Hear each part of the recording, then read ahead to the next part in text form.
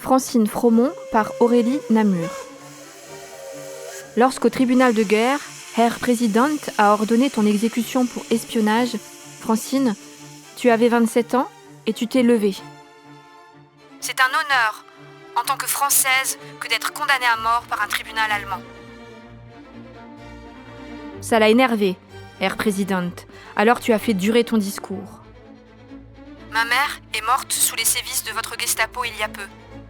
Mon frère est tombé sur le front espagnol. Notre dévouement pour notre grand parti en est décuplé.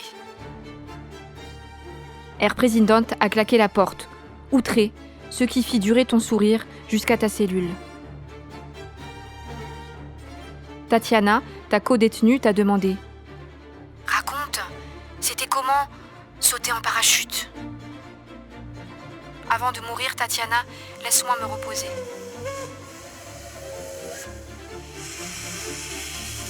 Car ta vie courte, Francine Fromont, fut plus intense encore qu'un saut en parachute.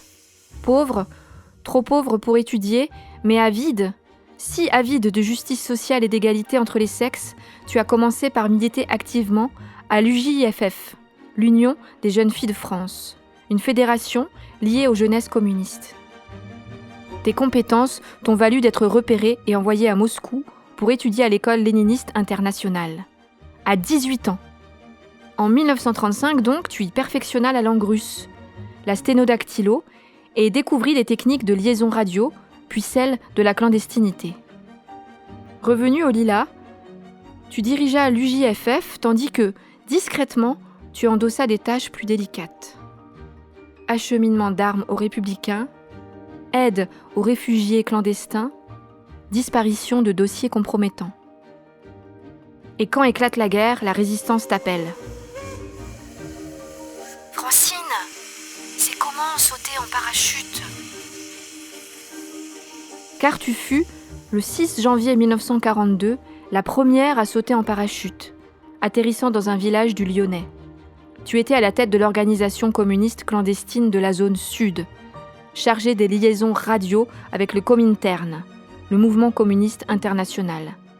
Jusqu'à votre dénonciation, la tienne et celle de Tatiana. Sauter en parachute, camarade, c'est traverser le mur du son. Convoquer d'autres lois, plus justes, plus dignes. Pense au parachute, demain, Tatiana, face aux mitrailleuses. Et toi, Francine, ce 5 août 1944, face à la mort, as-tu sauté grisé par ces lois nouvelles pour lesquelles tu as donné ta vie ? Justice pour le petit peuple et liberté et droit pour les femmes, y compris celles du petit peuple ? Pour toi, Francine Fromont, ça n'aura jamais été des mots et leur blabla. Alors à nous, maintenant, de ramasser ce parachute et de sauter à notre tour pour poursuivre ces idéaux communs si longs à atteindre.